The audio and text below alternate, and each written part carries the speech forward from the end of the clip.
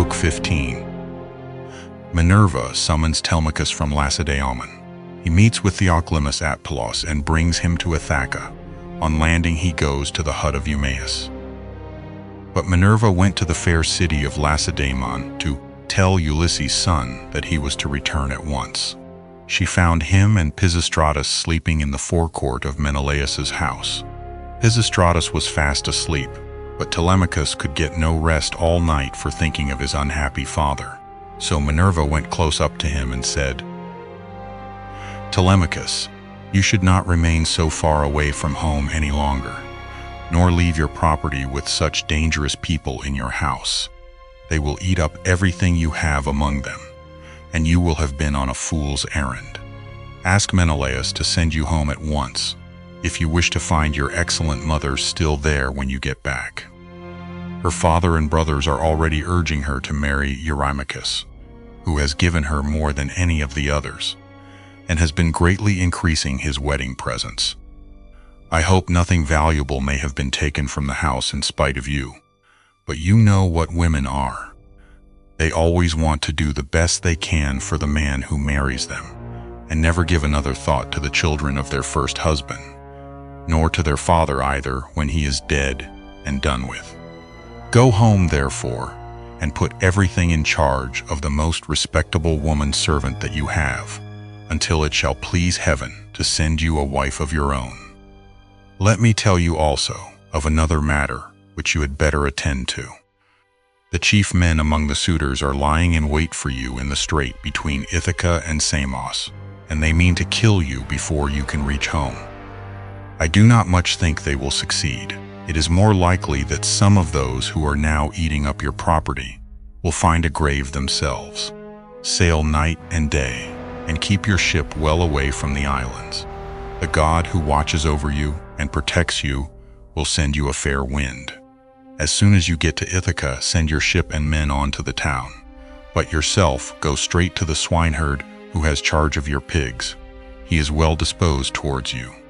Stay with him, therefore, for the night, and then send him to Penelope to tell her that you have got back safe from Pylos."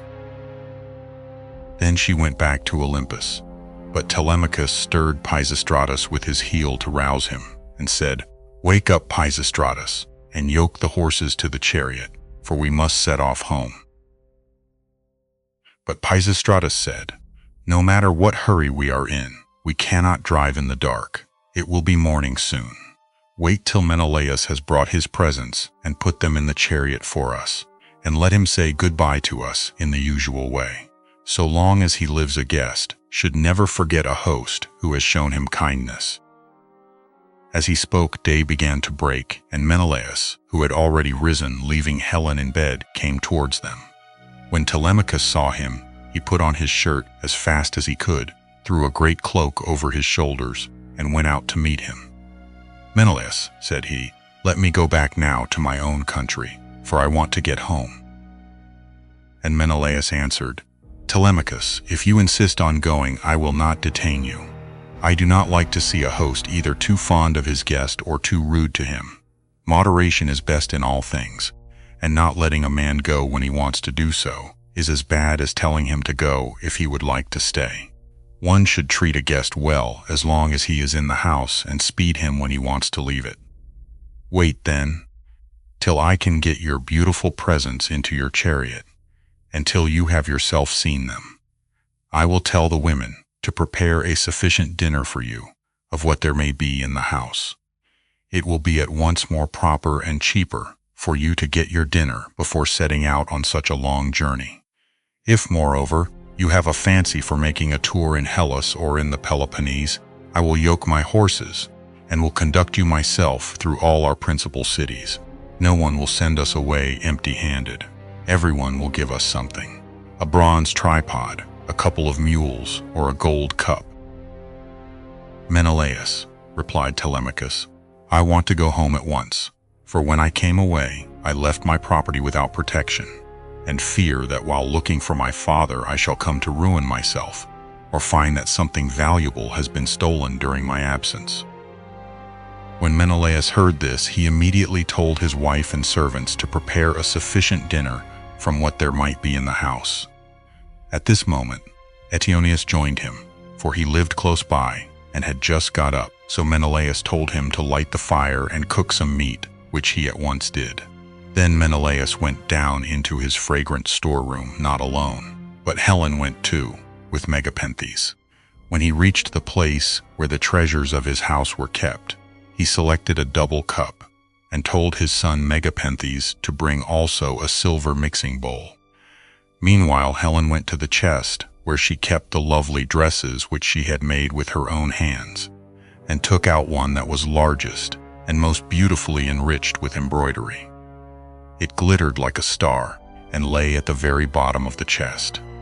Then they all came back through the house again till they got to Telemachus, and Menelaus said, "Telemachus, may Jove, the mighty husband of Juno, bring you safely home according to your desire. I will now present you with the finest and most precious piece of plate in all my house. It is a mixing bowl of pure silver except the rim, which is inlaid with gold, and it is the work of Vulcan. Phaedamus, king of the Sidonians, made me a present of it in the course of a visit that I paid him while I was on my return home. I should like to give it to you." With these words he placed the double cup in the hands of Telemachus, while Megapenthes brought the beautiful mixing bowl and set it before him. Hard by stood lovely Helen with the robe ready in her hand. "I too, my son," said she, "have something for you as a keepsake from the hand of Helen. It is for your bride to wear upon her wedding day. Till then, get your dear mother to keep it for you. Thus may you go back rejoicing to your own country and to your home."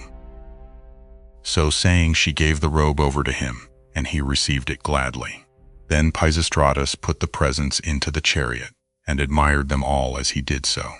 Presently Menelaus took Telemachus and Pisistratus into the house, and they both of them sat down to table. A maidservant brought them water in a beautiful golden ewer, and poured it into a silver basin for them to wash their hands, and she drew a clean table beside them. An upper servant brought them bread, and offered them many good things of what there was in the house. Eteoneus carved the meat, and gave them each their portions, while Megapenthes poured out the wine. Then they laid their hands upon the good things that were before them. But as soon as they had had enough to eat and drink, Telemachus and Pisistratus yoked the horses and took their places in the chariot. They drove out through the inner gateway and under the echoing gatehouse of the outer court, and Menelaus came after them with a golden goblet of wine in his right hand, that they might make a drink offering before they set out. He stood in front of the horses and pledged them, saying, "Farewell to both of you. See that you tell Nestor how I have treated you, for he was as kind to me as any father could be, while we Achaeans were fighting before Troy." "We will be sure, sir," answered Telemachus, "to tell him everything as soon as we see him. I wish I were as certain of finding Ulysses returned when I get back to Ithaca, that I might tell him of the very great kindness you have shown me, and of the many beautiful presents I am taking with me." As he was thus speaking, a bird flew on his right hand, an eagle with a great white goose in its talons, which it had carried off from the farmyard, and all the men and women were running after it and shouting. It came quite close up to them, and flew away on their right hands in front of the horses. When they saw it, they were glad, and their hearts took comfort within them. Whereon Pisistratus said, "Tell me, Menelaus, has heaven sent this omen for us or for you?" Menelaus was thinking what would be the most proper answer for him to make, but Helen was too quick for him and said, "I will read this matter as heaven has put it in my heart, and as I doubt not that it will come to pass. The eagle came from the mountain where it was bred and has its nest, and in like manner Ulysses, after having traveled far and suffered much, will return to take his revenge, if indeed he is not back already, and hatching mischief for the suitors." "May Jove so grant it," replied Telemachus. "If it should prove to be so, I will make vows to you as though you were a god, even when I am at home." As he spoke, he lashed his horses, and they started off at full speed through the town towards the open country. They swayed the yoke upon their necks and traveled the whole day long till the sun set and darkness was over all the land. Then they reached Phere, where Diocles lived, who was son of Ortolocus, the son of Alpheus. There they passed the night and were treated hospitably. When the child of morning, rosy-fingered dawn, appeared, they again yoked their horses and their places in the chariot. They drove out through the inner gateway and under the echoing gatehouse of the outer court. Then Pisistratus lashed his horses on, and they flew forward nothing loath. Ere long they came to Pylos, and then Telemachus said, "Pisistratus, I hope you will promise to do what I am going to ask you. You know our fathers were old friends before us. Moreover, we are both of an age, and this journey has brought us together still more closely. Do not, therefore, take me past my ship, but leave me there, for if I go to your father's house, he will try to keep me in the warmth of his goodwill towards me, and I must go home at once." Pisistratus thought how he should do as he was asked, and in the end he deemed it best to turn his horses towards the ship, and put Menelaus's beautiful presents of gold and raiment in the stern of the vessel. Then he said, "Go on board at once and tell your men to do so also before I can reach home to tell my father. I know how obstinate he is, and am sure he will not let you go. He will come down here to fetch you, and he will not go back without you, but he will be very angry." With this he drove his goodly steeds back to the city of the Pylians and soon reached his home. But Telemachus called the men together and gave his orders. "Now, my men," said he, "get everything in order on board the ship, and let us set out home." Thus did he speak, and they went on board even as he had said. But as Telemachus was thus busied, praying also and sacrificing to Minerva in the ship's stern, there came to him a man from a distant country, a seer, who was flying from Argos because he had killed a man. He was descended from Melampus, who used to live in Pylos, the land of sheep. He was rich and owned a great house, but he was driven into exile by the great and powerful king Neleus. Neleus seized his goods and held them for a whole year, during which he was a close prisoner in the house of King Phylacus, and in much distress of mind, both on account of the daughter of Neleus, and because he was haunted by a great sorrow that dread Erinnys had laid upon him. In the end, however, he escaped with his life, drove the cattle from Pylos to Pylos, avenged the wrong that had been done him, and gave the daughter of Neleus to his brother. Then he left the country and went to Argos, where it was ordained that he should reign over much people. There he married, established himself, and had two famous sons, Antiphates and Mantius. Antiphates became father of Oicleus, and Oicleus of Amphiaraus, who was dearly loved both by Jove and by Apollo. But he did not live to old age, for he was killed in Thebes by reason of a woman's gifts. His sons were Alcmaeon and Amphilochus. Mantius, the other son of Melampus, was father to Polyphides and Cleitus. Aurora, throned in gold, carried off Cleitus for his beauty's sake, that he might dwell among the immortals. But Apollo made Polyphides the greatest seer in the whole world, now that Amphiaraus was dead. He quarreled with his father and went to live in Hyperesia, where he remained and prophesied for all men. His son, Theoclymenus, it was who now came up to Telemachus as he was making drink offerings and praying in his ship. "Friend," said he, "now that I find you sacrificing in this place, I beseech you by your sacrifices themselves, and by the God to whom you make them, I pray you also by your own head, and by those of your followers, tell me the truth, and nothing but the truth. Who and whence are you? Tell me also of your town and parents." Telemachus said, "I will answer you quite truly. I am from Ithaca, and my father is Ulysses, as surely as that he ever lived. But he has come to some miserable end. Therefore I have taken this ship and got my crew together to see if I can hear any news of him, for he has been away a long time." "I too," answered Theoclymenus, "am an exile, for I have killed a man of my own race. He has many brothers and kinsmen in Argos, and they have great power among the Argives. I am flying to escape death at their hands, and am thus doomed to be a wanderer on the face of the earth. I am your suppliant. Take me, therefore, on board your ship, that they may not kill me, for I know they are in pursuit." "I will not refuse you," replied Telemachus, "if you wish to join us. Come, therefore, and in Ithaca we will treat you hospitably according to what we have." On this he received Telemachus' spear and laid it down on the deck of the ship. He went on board and sat in the stern, bidding Telemachus sit beside him. Then the men let go the hawsers. Telemachus told them to catch hold of the ropes, and they made all haste to do so.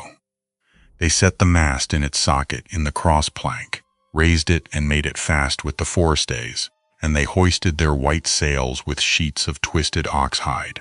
Minerva sent them a fair wind that blew fresh and strong to take the ship on her course as fast as possible.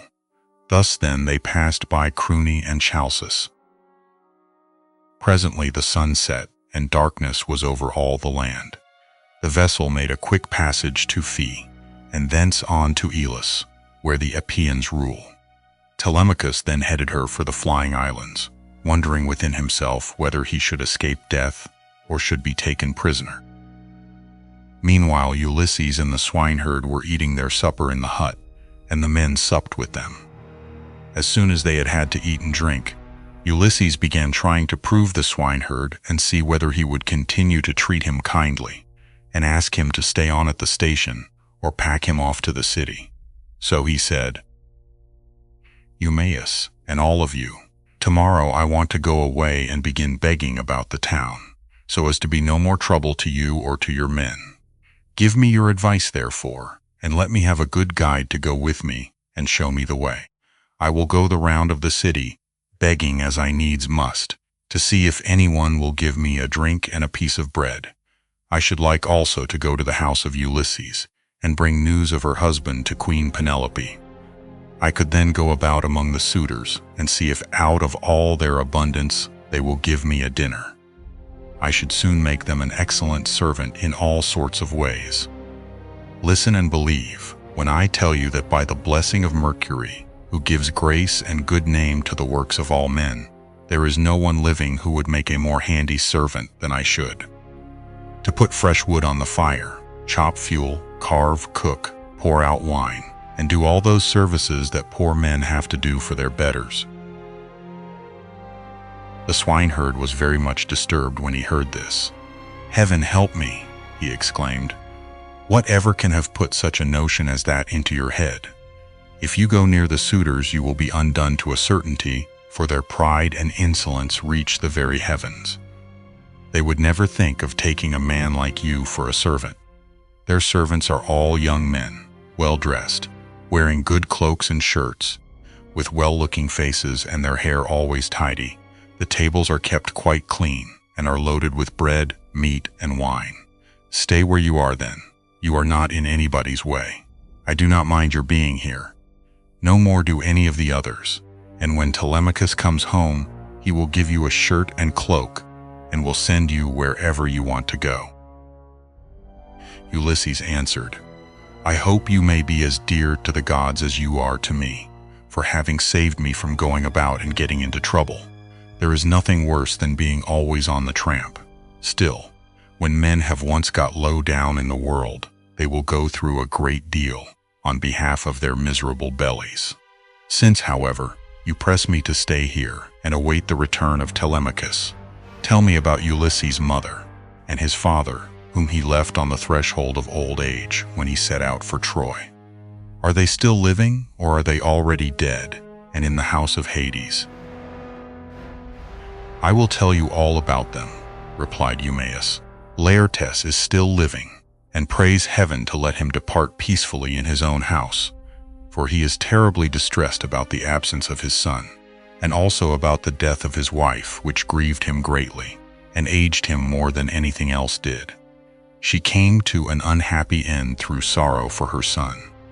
May no friend or neighbor who has dealt kindly by me come to such an end as she did.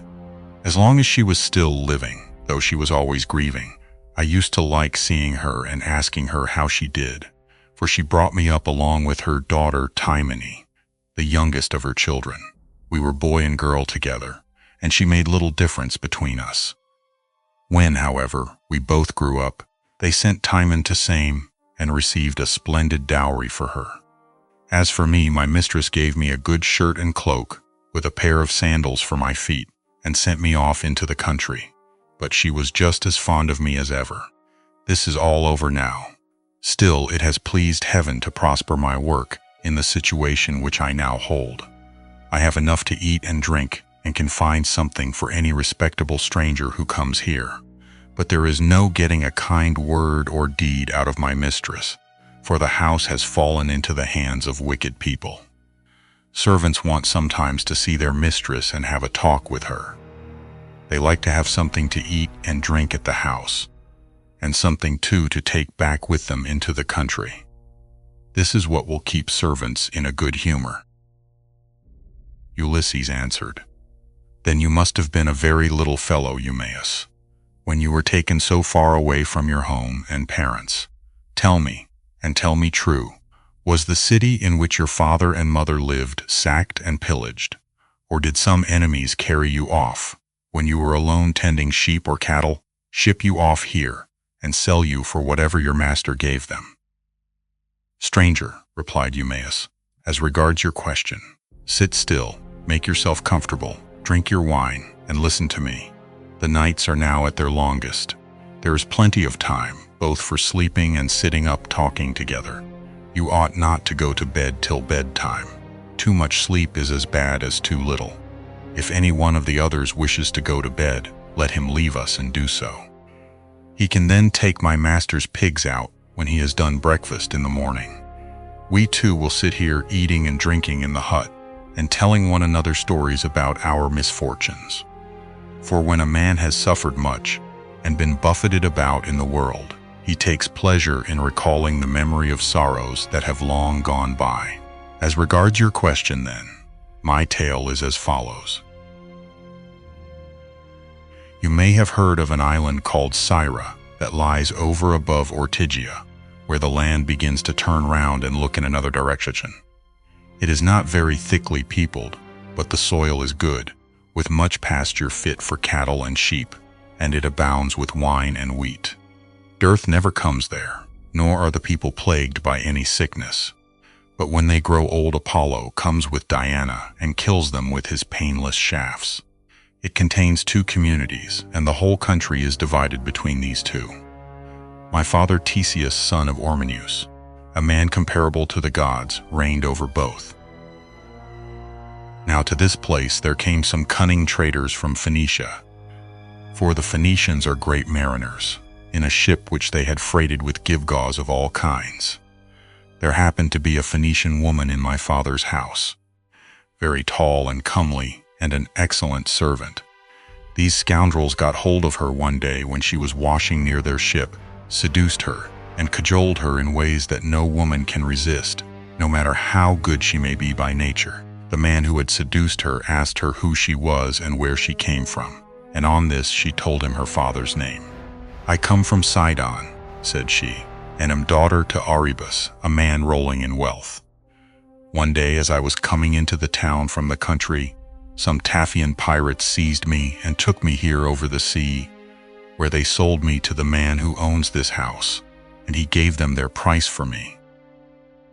The man who had seduced her then said, "Would you like to come along with us to see the house of your parents and your parents themselves? They are both alive and are said to be well off." "I will do so gladly," answered she, "if you men will first swear me a solemn oath that you will do me no harm by the way." They all swore as she told them, and when they had completed their oath, the woman said, "Hush, and if any of your men meets me in the street or at the well, do not let him speak to me, for fear someone should go and tell my master, in which case he would suspect something. He would put me in prison and would have all of you murdered. Keep your own counsel, therefore. Buy your merchandise as fast as you can, and send me word when you have done loading. I will bring as much gold as I can lay my hands on, and there is something else also that I can do towards paying my fare. I am nurse to the son of the good man of the house, a funny little fellow just able to run about. I will carry him off in your ship, and you will get a great deal of money for him, if you take him and sell him in foreign parts." On this, she went back to the house. The Phoenicians stayed a whole year till they had loaded their ship with much precious merchandise, and then, when they had got freight enough, they sent to tell the woman. Their messenger, a very cunning fellow, came to my father's house, bringing a necklace of gold, with amber beads strung among it.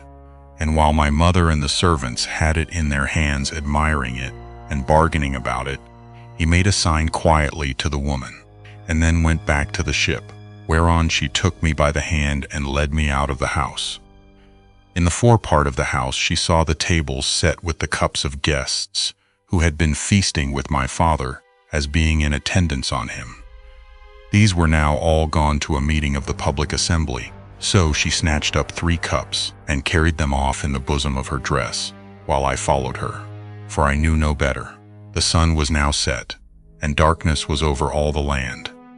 So we hurried on as fast as we could till we reached the harbor, where the Phoenician ship was lying. When they had got on board, they sailed their ways over the sea, taking us with them. And Jove sent then a fair wind. 6 days did we sail both night and day. But on the 7th day Diana struck the woman, and she fell heavily down into the ship's hold, as though she were a seagull alighting on the water. So they threw her overboard to the seals and fishes, and I was left all sorrowful and alone. Presently the winds and waves took the ship to Ithaca, where Laertes gave sundry of his chattels for me, and thus it was that ever I came to set eyes upon this country." Ulysses answered, "Eumaeus, I have heard the story of your misfortunes with the most lively interest and pity, but Jove has given you good as well as evil. For in spite of everything you have a good master, who sees that you always have enough to eat and drink, and you lead a good life, whereas I am still going about begging my way from city to city." Thus did they converse, and they had only a very little time left for sleep, for it was soon daybreak. In the meantime Telemachus and his crew were nearing land, so they loosed the sails, took down the mast, and rowed the ship into the harbor. They cast out their mooring stones, and made fast the hawsers. They then got out upon the seashore, mixed their wine, and got dinner ready. As soon as they had had enough to eat and drink, Telemachus said, "Take the ship on to the town, but leave me here, for I want to look after the herdsmen on one of my farms. In the evening, when I have seen all I want, I will come down to the city, and tomorrow morning, in return for your trouble, I will give you all a good dinner with meat and wine." Then Theoclymenus said, "And what, my dear young friend, is to become of me? To whose house, among all your chief men, am I to repair, or shall I go straight to your own house and to your mother?" "At any other time," replied Telemachus, "I should have bidden you go to my own house, for you would find no want of hospitality. At the present moment, however, you would not be comfortable there, for I shall be away, and my mother will not see you. She does not often show herself even to the suitors, but sits at her loom weaving in an upper chamber, out of their way. But I can tell you a man whose house you can go to. I mean Eurymachus the son of Polybus, who is held in the highest estimation by everyone in Ithaca. He is much the best man and the most persistent wooer of all those who are paying court to my mother and trying to take Ulysses' place. Jove, however, in heaven alone knows whether or no they will come to a bad end before the marriage takes place." As he was speaking, a bird flew by upon his right hand, a hawk, Apollo's messenger. It held a dove in its talons, and the feathers, as it tore them off, fell to the ground midway between Telemachus and the ship. On this Theoclymenus called him apart and caught him by the hand. "Telemachus," said he, "that bird did not fly on your right hand without having been sent there by some god. As soon as I saw it, I knew it was an omen. It means that you will remain powerful, and that there will be no house in Ithaca more royal than your own." "I wish it may prove so," answered Telemachus. "If it does, I will show you so much goodwill and give you so many presents that all who meet you will congratulate you." Then he said to his friend Piraeus, "Piraeus, son of Clytius, you have throughout shown yourself the most willing to serve me of all those who have accompanied me to Pylos. I wish you would take this stranger to your own house and entertain him hospitably till I can come for him." And Piraeus answered, "Telemachus, you may stay away as long as you please, but I will look after him for you, and he shall find no lack of hospitality." As he spoke, he went on board and bade the others do so also, and loosed the hawsers. So they took their places in the ship. But Telemachus bound on his sandals, and took a long and doughty spear with a head of sharpened bronze from the deck of the ship. Then they loosed the hawsers, thrust the ship off from land, and made on towards the city as they had been told to do, while Telemachus strode on as fast as he could, till he reached the homestead where his countless herds of swine were feeding, and where dwelt the excellent swineherd, who was so devoted a servant to his master.